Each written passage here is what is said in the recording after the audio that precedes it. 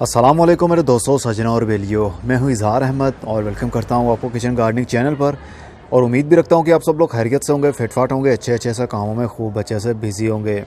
इस बार दिसंबर के महीने में मैंने सोचा था वीडियो नहीं बनाऊँगा, मतलब ओवरव्यू ऑफ दिसंबर नहीं बनाऊँगा, क्योंकि इस दिसंबर में मेरे पास दिखाने के लिए न्यू कुछ भी नहीं है। लेकिन आप लोग बार बार कह रहे हैं कि ओवरव्यू बनाएं, जो पौधे आपने लगाए हैं, मतलब जो वेजिटेबल प्लांट आपने लगाए थे, उनकी ग्रोथ कैसी चल रही है। तो चलिए फिर कुछ पौधों की अपडेट ही आपको देता हूँ। सबसे पहले तो ये बता दूँ, अब पतझड़ का मौसम सही तरीके से शुरू हुआ है। दिसंबर की आज 12 तारीख हो चुकी है और पौधों की ग्रोथ रुकने लगी है।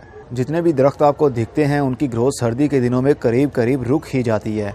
और जो सीजनल पौधे होते हैं फूलों वाले, जिस तरह पेटूनिया, पेंजी, मैरीगोल्ड, इस टाइप के जितने भी पौधे हैं उनकी ग्रोथ चलती रहती है जब तक कि गर्मी शुरू ना हो जाए। बाकी जो नॉर्मली हाउस प्लांट होते हैं, जैसा कि अभी आप देख रहे हैं, इनकी ग्रोथ तो कंटिन्यूली चलती ही रहेगी। फ्यूचर का बहुत बड़ा प्लान मेरा चल रहा है अभी गर्मी के दिनों के लिए। लकड़ी के बड़े बड़े से चौड़े गमले बनाए जाएं और उनके अंदर हम सब्जियां लगा सकते हैं। 2 से 3 मैं भी बनाऊंगा और आप लोगों को भी दिखाऊंगा कि उसका फ़ायदा क्या हो सकता है आपको। एक तो उसका वज़न कम रहेगा और उसके अंदर जो हम सॉइल यूज़ करेंगे वो भी लाइट वेट रहेगी। मतलब लकड़ी के गमले के अंदर हम सब्जी वाले पौधे भी लगाएंगे।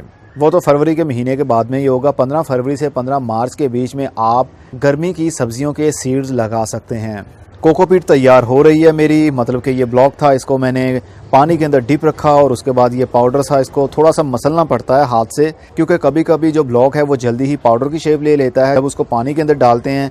और कभी कभी काफ़ी हार्ड होता है, क्योंकि कंप्रेस जब ज़्यादा हो जाए मशीन के अंदर ब्लॉक, तो फिर वो हाथ से थोड़ा सा मसलना पड़ता है उसको, ताकि वो पाउडर फॉर्म में बन सके। तो ये भी काफ़ी ज़रूरी है लाइट वेट सॉइल बनाने के लिए। पॉली हाउस की तारीफ एक बार फिर से करना चाहूँगा, इसके अंदर काफ़ी अच्छा रिजल्ट मिल रहा है। और गुलाब के पौधे की आपको दिखाता हूँ, जो कलमें हमने लगाई थी, जो कप के अंदर लगाई थी, उनमें से काफ़ी सारी कलमें हमारी ब्लैक हो गई थी और अभी और भी ब्लैक हो रही हैं। मुझे नहीं लगता कि कलमें पानी के अंदर मुझसे चल पाएंगी। और इनमें से जो हमने ओनली मिट्टी के अंदर लगाई थी, इनमें से एक भी कटिंग अभी तक हमारी ब्लैक नहीं हुई है, ना ही उसकी ग्रोथ रुकी है, बल्कि आप देख सकते हैं इनके पत्ते और टहनियाँ नई नई निकल रही हैं। लेकिन फ़िलहाल के लिए हमें इसको इसके हाल पर ही छोड़ना होगा। और मैंने कुछ और कटिंग्स भी लगा ली हैं, जो कि लाल रंग का देसी गुलाब होता है, जो मेरे पास पौधा था, उसकी मैंने कटिंग्स काटी, मतलब ब्रांचेस काटी, और उसकी बहुत सारी कटिंग्स बनाने के बाद में मैंने इसी तरह उसको लगाया जिस तरह के इसको लगाया, मतलब ओनली बालू मिट्टी के अंदर, और उसके बाद पॉली हाउस के अंदर रख दिया है। वाइट पेपर, जो काली मिर्च होती है, इस तरह वाइट मिर्च भी होती है, सफ़ेद वाली गोल मिर्च, उसकी सीडलिंग भी करके मैंने देखी है। अगर कामयाब रहा तो आप लोगों के साथ शेयर करूँगा। और मैं एक बोनसाई को एरियल रूट्स किस तरह डिवेलप की जाएँ उसके ऊपर भी मैं वीडियो बना रहा हूँ। ये आप देख सकते हैं, यहाँ से इसकी एरियल रूट्स निकल रही हैं, जो कि आहिस्ता आहिस्ता मिट्टी के अंदर धंस जाएंगी, जो देखने पर काफ़ी ओल्ड इंप्रेशन देती हैं। इसके ऊपर मेरी वीडियो बन रही है, जब कंप्लीट होगी तो आप लोगों को देखने में मिलेगी। मनी प्लांट की ग्रोथ सर्दी के दिनों में कंप्लीट रुक जाती है, पत्ते आहिस्ता आहिस्ता पीले पड़ जाते हैं और समटाइम तो वो ब्लैक भी होकर गिर जाते हैं। लेकिन पॉली हाउस के अंदर ऐसा नहीं होगा। पॉली हाउस के अंदर 12 महीने आपका मनी प्लांट अच्छे तरीके से ग्रोथ कर सकता है और पत्ते भी उसके लश ग्रीन ही रहेंगे। और जो ओपन में आपने रखा होगा, जिस तरह ये देख रहे हैं, कितनी बुरी हालत हो गई है इसकी, क्योंकि यहाँ पर डायरेक्ट ठंडी हवा भी चलेगी, पतझड़ का मौसम का इफेक्ट भी इसके ऊपर होगा। लेकिन पॉली हाउस के अंदर ऐसा नहीं है, हम टेम्परेचर को मेंटेन रखेंगे तो कोई प्रॉब्लम नहीं होगी। और मैंने तड़का मिर्च की भी सीडलिंग की है, बहुत सारी तड़का मिर्च मैंने ली। इसके ऊपर ऑलरेडी मेरी वीडियो मौजूद है कि किस तरह आप घर की गोल मिर्च लेकर उसके अंदर से सीड्स लेकर उसको किस तरह हम ग्रो कर सकते हैं। तो मैंने बहुत सारे बीज लिए, क्योंकि मैं स्टोर से मिर्चें लेकर आया तो वो काफ़ी खुशबू वाली मिर्च थी। जब हम तड़का लगाते हैं किसी सालन को या दाल को, तो उसके अंदर जो मिर्च यूज़ की जाती है गोल वाली, वो काफ़ी अच्छी वैरायटी की मुझे लगी। तो मैंने 4-5 मिर्चें ली और उसके सारे बीज निकाले और उनको लगा दिया। अब इनकी जर्मिनेशन शुरू हो चुकी है।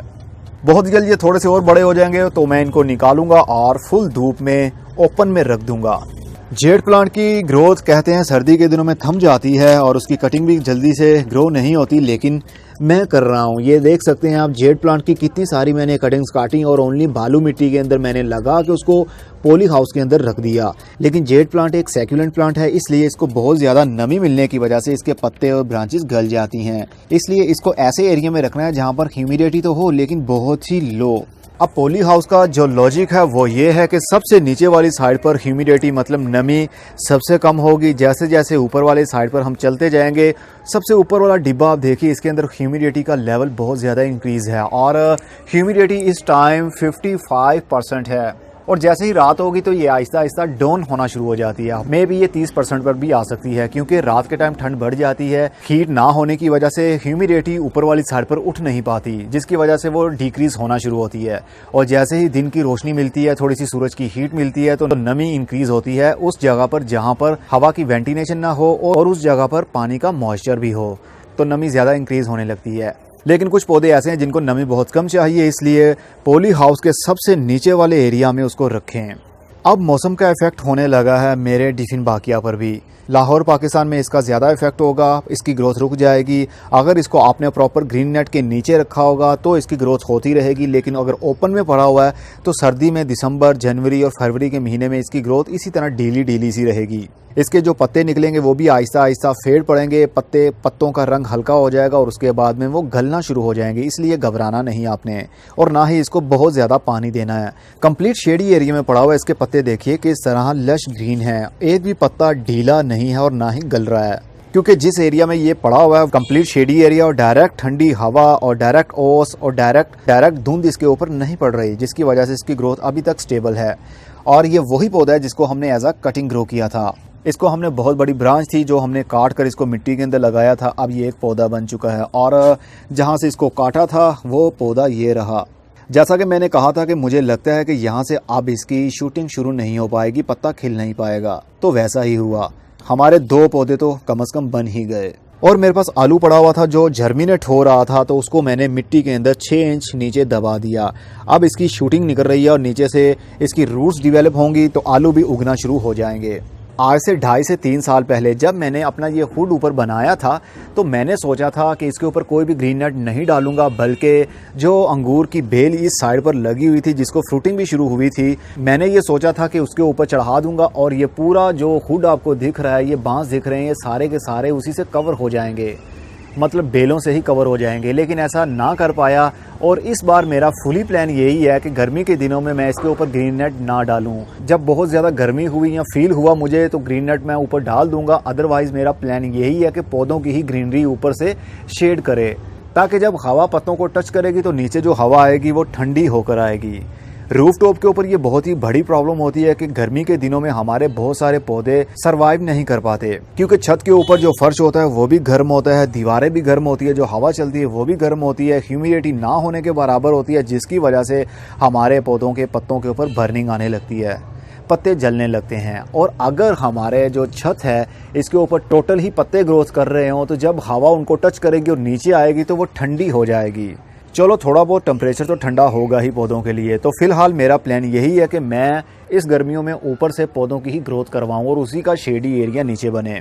और मैं जो गमले बनाने के आइडियाज़ पर वीडियो बनाता रहता हूं वो नाजुक गमले नहीं होते। ऐसा नहीं है कि मैं वीडियो की हद तक ही उनको रखता हूं और बाद में वो टूट जाते होंगे या वो नाजुक होते होंगे। मैं जो भी चीज़ बनाता हूँ मेरी कोशिश यही होती है कि वो मजबूत बने और काफ़ी अरसे तक आप लोगों के पास रह पाए। तो ये वर्टिकल हैंगिंग पॉट मैंने बनाया था, इसके अंदर जो जो पौधे लगाए थे वो अभी तक वैसे के वैसे ही ग्रोथ कर रहे हैं। मतलब कोई भी पौधा भी नहीं मरा और ना ही ओवर वाटरिंग हुई और ना ही लेस वाटरिंग। 2 दिन पीछे बारिश भी होती रही, लेकिन ये देख सकते हैं आप छोटे छोटे से इसके होल्स हैं और इसके अंदर कितना पानी चला जाएगा। और जो मिट्टी के गमले होते हैं, बड़े बड़े से गमले होते हैं, जिस तरह ये देख सकते हैं, यहाँ पर ज़्यादा बारिश होगी तो पानी जमा रहेगा, क्योंकि इसका डायामीटर काफ़ी बड़ा है और ज़्यादा पानी के कतरे इसके ऊपर गिरेंगे। और ये छोटे छोटे से होल्स हैं, कितने कतरे इसके ऊपर गिर जाएंगे पानी के, आप खुद सोच सकते हैं। इसलिए इसको ओवर वाटरिंग से कोई प्रॉब्लम नहीं होगी। ओवर वाटरिंग तभी होगी जब आप बहुत ज़्यादा पानी देंगे। और जो हमने गमला बनाया था वो एक ये रहा। कोई गमला नहीं टूटता, कहते हैं लोग कि ओनली सीमेंट आपने यूज़ किया, उसके अंदर रेत नहीं थी तो आपके गमले मजबूत नहीं बनेंगे, वो टूट जाएंगे। आपके सामने हैं, आप देख सकते हैं, ये कहीं से भी नहीं टूटा। और जो मैंने करीब 1.5 साल पहले बनाया था वो ये वाला गमला रहा, ये भी आज तक टूटा नहीं है। ये तार मैंने इसलिए बांधी है ताकि इस एडिनियम के पौधे को सपोर्ट मिल पाए, क्योंकि मैंने इसको थोड़ा सा तिरछा करके लगाया है, टेढ़े अंदाज में ये ग्रोथ कर रहा, खूबसूरत दिखेगा, इसलिए ये तार बांधी हुई है। गमला हमारा टूटा नहीं। और जो हमने बाद में बनाया था कुछ दिन पहले वो गमला ये रहा, जिसको हमने रिपेयर किया था, लेकिन मैंने कलर नहीं लगाया था, ओनली वाइट सीमेंट से ही इसको टच दिया था। लेकिन ये देखने पर ऐसा ही लग रहा है जिस तरह नीला नीला सा हो। ये भी नहीं टूटा। जब चीज़ अच्छे अंदाज से बनाई हो, दिल से बनाई हो, तो वो जल्दी टूटती नहीं है।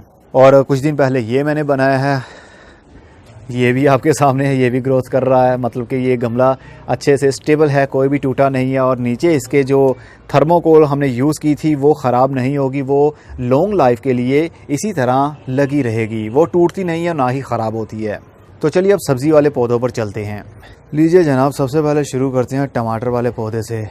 ये वो पौधा है जिसकी हमने सीडलिंग भी की थी। पहले 2 पार्ट्स आप देख चुके हैं टमाटर के पौधे के, और ये वाले पौधे के ऊपर मेरी वीडियो तो नहीं बन रही, लेकिन ये वही पौधा है जिसकी हमने सीडलिंग की थी। इसको मैंने एक टब के अंदर लगाया हुआ है जिसका डायमीटर आई थिंक 1.5 फुट का है, और गहराई भी इसकी 10 से 12 इंच होगी। इसके अंदर मैंने पौधा लगाया और इसको ऑर्गेनिकली लेकर चल रहा हूँ, केमिकल खाद यूज़ नहीं कर रहा हूँ। और इसको अब टमाटर देखिए लगना शुरू हो गए हैं, और बहुत सारे टमाटर भी लग रहे हैं, और फूल भी लग रहे हैं, और खिल भी रहे हैं। बहुत जल्दी ये और भी बड़ा हो जाएगा और बहुत सारे टमाटर इनमें से हम हार्वेस्ट करेंगे। और इन 2 के ऊपर मेरी वीडियोस बन रही है। इसको मैं लेकर चल रहा था ऑर्गेनिकली और इसको लेकर चल रहा था केमिकली, लेकिन इसके ऊपर आई थिंक किसी वायरस का अटैक हो गया, जिसकी वजह से इसके पत्ते मुड़ने लगे और जो फूल थे वो भी गिरने लगे। जब पत्ते मुड़ने लगे तो समझ जाइए या तो खाद की कमी की वजह से हो रहा है, या कीड़ों का हमला है, या फिर फंगस का। और जब फंगस बिगड़ जाता है तो वायरस की सूरत ले लेता है, फिर पौधा आपका रिकवर नहीं हो पाता। इसलिए उसको पौधे को काटना पड़ता है और दूर जाकर किसी ज़मीन के अंदर दफन कर देना होता है। अगर उसको वैसे ही फेंक देंगे तो वायरस वायरल हो सकता है, आपके दूसरे पौधों के ऊपर भी इफेक्ट होगा उसका। इसलिए ऐसे पौधों को काट देना चाहिए। तो मैंने इसको ऊपर से काट दिया। अब ये नई शूटिंग, इसकी नए पत्ते ग्रोथ में आ रहे हैं, बहुत जल्द ये बड़े हो सकते हैं, लेकिन इस पौधे का क्या होगा ये मैं नहीं जानता। और जो केमिकल के साथ हम चल रहे थे उसकी ग्रोथ अच्छी हो रही है, टमाटर लगना शुरू हो गए हैं, और इसके पत्तों के ऊपर भी इफेक्ट हो रहा है अब, जैसे ये मुड़ रहे हैं पत्ते। तो जब वायरस का अटैक हो जाए पौधों के ऊपर तो फिर पौधों का बचना मुश्किल होता है। जितना मर्जी आप केयर कर लें, पेस्टिसाइड यूज़ कर लें, फर्टिलाइज़र भी यूज़ कर लें, तो ये ऑर्गेनिक खाद यूज़ करने की वजह से नहीं हुआ, ये वैसे ही कोई प्रॉब्लम हो सकती है, वायरस का अटैक हो गया इसके ऊपर। और शिमला मिर्च के पौधे, इसके ऊपर मेरी वीडियो बन चुकी है, कल आपको देखने में मिल जाएगी। शिमला मिर्च का पार्ट 3 कंप्लीट हो चुका है और ये मिर्चियाँ बड़ी हो गई हैं। शिमला मिर्च ये देखिए, इसको भी मैं एक ऑर्गेनिकली लेकर चल रहा हूँ और एक केमिकली। ये ऑर्गेनिक है, ये केमिकल है। ऑर्गेनिक का ग्रोथ रेट भी हमें अच्छा मिला और केमिकल का भी, लेकिन हम ज़्यादा अहमियत देंगे ऑर्गेनिक को, मतलब देसी खेती को। और धनिया की ग्रोथ पूछ रहे हो आप लोग, तो ये देखिए धनिया की ग्रोथ हो रही है। 20 नवंबर को हमने इसकी सीडलिंग की थी और आज 12 दिसंबर है। इसके नए पत्ते भी आ रहे हैं, लेकिन यही ध्यान आपने रखना है कि इसको फुली धूप मिलनी चाहिए, फुल डे की धूप, तभी इसके पत्ते स्टैंड रहेंगे और पौधे एक साइड पर झुक कर मरेंगे नहीं। और मिट्टी हर वक्त बहुत ज़्यादा गीली ना रहे, सिर्फ इतना पानी होना चाहिए कि मिट्टी हल्की सी नम रहे। और जो कटिंग्स आपको मैं दिखा रहा था, जो नए गुलाब के पौधे की हमने लगाई है लाल रंग वाले, वो यहाँ से मैंने काटी। इसकी ग्रोथ मुझे लग रहा था जैसे रुक रही है, तो मैंने इसकी सारी ऊपर से ब्रांचेस काट डाली और जो कटिंग हमारे पास बची उसको एज अ कलमे मैंने ग्रो कर लिया। अब देखते हैं उनकी ग्रोथ होगी या फिर नहीं। हो जाए तो अच्छा है, ना भी हो तो भी अच्छा है। ये नींबू का पौधा है मेरे पास। नींबू के पौधा जो आपने देखा होगा टब के अंदर लगा हुआ था, लाल रंग का टब था, उसके अंदर पौधे को लगाया था मैंने। ये करीब 1 महीना पहले मैंने उसको निकाला पौधे को और इस 12 इंच के गमले के अंदर लगा दिया। सारी ऊपर से ब्रांचेस मैंने काट दी, पत्ते भी उतार दिए, और अब आप देख सकते हैं ये नए नए पत्ते, ब्रांचेस इसकी ग्रोथ कर रही हैं। बहुत जल्द ये पौधा और भी बुशी बन जाएगा, बहुत ज़्यादा ब्रांचेस बन जाएंगी इसकी। तो पौधों को जब भी रिपोर्ट किया जाए तो उसको पानी की कमी नहीं होनी चाहिए और ना ही बहुत ज़्यादा ओवर वाशिंग होनी चाहिए। फर्स्ट टाइम में आपको कामयाबी नहीं मिल पाती, पहले मेरे साथ भी ऐसा ही होता था। अक्टूबर के एंड में कभी भी नींबू के पौधे को या किसी और पौधे को रिपोर्ट नहीं किया जाता, ना ही शिफ्ट किया जाता है, लेकिन मैंने तो इसकी ब्रांच प्रूनिंग भी की और साथ में रूट प्रूनिंग भी। मतलब मैंने 80% से ज़्यादा इसकी जड़ें काट दी। देखिए ये टब देखिए, इतना ही बड़ा टब था वो। अब इसके डायामीटर में कितनी ज़्यादा रूट्स डिवेलप होती हैं पौधे की, आप देख सकते हैं, अंदाज़ा भी लगा सकते हैं। तो सारी इसकी मिट्टी उतार देनी और सिर्फ 20% इसका रूट बाउल, मतलब मिट्टी छोड़ें और साथ में जड़ें छोड़ें। बाकी जितना भी एक्स्ट्रा डायामीटर में जड़ें हो और मिट्टी हो उसको काट दिया जाए, तो पौधे की ग्रोथ रुक भी सकती है। तो अक्टूबर के एंड में ऐसा मौसम नहीं होता है ऐसा करने का, लेकिन फिर भी मैंने किया और अच्छा रिजल्ट भी पा रहा हूँ। असल में जब आपको आइडिया हो जाता है, एक्सपीरियंस हो जाता है, खुद पर भरोसा हो जाए, तो आप सभी कुछ कर सकते हैं। जो कि नामुमकिन हो उसको भी मुमकिन बनाया जा सकता है। तो रिजल्ट आप लोगों के सामने है। बस बहुत ज़्यादा पानी ना मिले और ना ही बहुत कम पानी मिले, इतना पानी कि मिट्टी हर वक्त हल्की सी नम रहे, ताकि जड़ों को ठंडक मिलती रहे नई ग्रोथ बढ़ाने के लिए। अगर बहुत ज़्यादा पानी देंगे तो जो डेड रूट्स हैं, मतलब जो कट चुकी हैं, अगर उनको ज़्यादा पानी मिल गया तो वो ग्रोथ करने की बजाय गल जाएंगी, जिस वजह से आपका पूरा पौधा ऊपर से भी ख़त्म हो जाएगा। और जब भी पौधे को रीपोर्ट किया जाए या उसकी रूट प्रूनिंग की जाए तो उसको कभी भी फर्टिलाइज नहीं करना चाहिए। साथ में ही उसको फर्टिलाइजर तब देना चाहिए जब पौधे की ग्रोथ आपको लगे कि स्टेबल हो रही है, नई नई ब्रांचेस निकलना शुरू हो गई हैं, तो आप पौधों को खादें दे सकते हैं, लेकिन शिफ्ट करते साथ ही खाद नहीं देनी चाहिए। और मिर्चें तो लोगों की शिकायत होती है कि उनकी मिर्चों की ग्रोथ होती ही नहीं है, लेकिन मेरी मिर्चों की ग्रोथ तो रुकती ही नहीं है और ना ही मिर्चें देने से बाज आती है। ये हर वक्त इसको थोड़ी बहुत मिर्चें लगी ही रहती हैं जो कि हम किचन में उतार कर यूज़ करते रहते हैं। और अब की बार क्योंकि ठंडक बहुत ज़्यादा बढ़ रही है तो अब इसकी ग्रोथ रुक सकती है, मतलब नए फूल नहीं आएंगे अभी। तो जब ये मिर्चों का साइज थोड़ा सा इंक्रीज़ हो जाएगा, हम मिर्चें उतार लेंगे, तो उसके बाद मैं पौधे को हार्ड प्रून कर दूंगा, मतलब ऊपर से पूरा पौधा काट डालूंगा। दोबारा से नए सिरे से इसकी नई नई पत्तियां निकलेंगी, नई नई ब्रांचेस बनेंगी और नए फूल लगेंगे और जल्दी ही वो फ्रूटिंग पर भी आएगा। इसलिए पौधे की टाइम टू टाइम प्रूनिंग करते रहें, ट्रिमिंग करते रहेंगे तो पौधे की ग्रोथ अच्छी चलती रहती है। पैसीफ्लोरा का हाल तो आप देख सकते हैं, इसके पत्ते पीले हो रहे हैं और झड़ रहे हैं, तो ये जनवरी के महीने तक कंप्लीट गंजी हो जाएगी, मतलब कि एक भी पत्ता इसकी टहनी के साथ नहीं रहेगा। और जैसे ही 15 फरवरी का महीना शुरू होगा, बाहर के दिन शुरू होंगे, तो इसके नए पत्ते आने शुरू हो जाएंगे। आई थिंक अभी तक के लिए इतना काफ़ी है, क्योंकि आप लोगों का टाइम भी काफ़ी कीमती है। जो इन्फॉर्मेशन मैं देना चाह रहा था, जो शेयर करना चाह रहा था, जो रिजल्ट दिखाना चाह रहा था, वो मैंने आपको दिखा दिया। बस इस मौसम में पौधों को ओवर वाटरिंग करने से बचाइए और अडेनियम को तो बिल्कुल पानी देना बंद ही कर दें आजकल। अगर इनको पानी दिए बगैर भी फरवरी के महीने तक भी पानी ना दें तो ये इसी तरह रहेंगे, मरेंगे नहीं, क्योंकि इनके कोडेक्स के अंदर, मतलब जो ट्रंक आपको दिख रहा है मोटा मोटा सा, इनके खुद के अंदर और ब्रांचेस के अंदर काफ़ी हद तक पानी मौजूद होता है, जो वहीं से लेते रहते हैं पानी को। सर्दी के दिनों में वैसे ही हवा के अंदर नमी भी होती है, जिसकी वजह से पानी देने की ज़रूरत नहीं पड़ती। और एडेनियम के पौधे के बारे में पूछा जा रहा है, क्या इसको हम पॉली हाउस के अंदर रख सकते हैं सर्दी के दिनों में ताकि इनके पत्ते इसी तरह ग्रीन रहें? तो उसका जवाब है बिल्कुल भी ये गलती मत कीजिएगा। ये एक डेजर्ट पौधा है, रेगिस्तानी इलाके का पौधा है, इसको नमी बहुत बुरी लगेगी। नमी की एक लिमिट होती है, अगर बहुत ज़्यादा इंक्रीज़ हो जाती है, जिस तरह हम इसको पॉली हाउस के अंदर रख देते हैं, तो ये गल जाएगा, क्योंकि नमी ज़्यादा बन जाएगी तो ये गल जाएगा। तो नमी ज़्यादा मिलने की वजह से इसकी ब्रांचेस गल जाएंगी और नीचे से रूट्स भी गल जाएंगी। इसलिए इनको ओपन में ही रखें, पत्ते झड़ते हैं तो झड़ने दें, कोई गम नहीं। जैसे ही गर्मी शुरू होगी, दोबारा से उन्हीं ब्रांचेस में से नए पत्ते आना शुरू हो जाएंगे। अब मैं चलता हूँ, खुदा हाफिज़, good bye, see you and tata, और अपना बहुत सा ख्याल रखिएगा।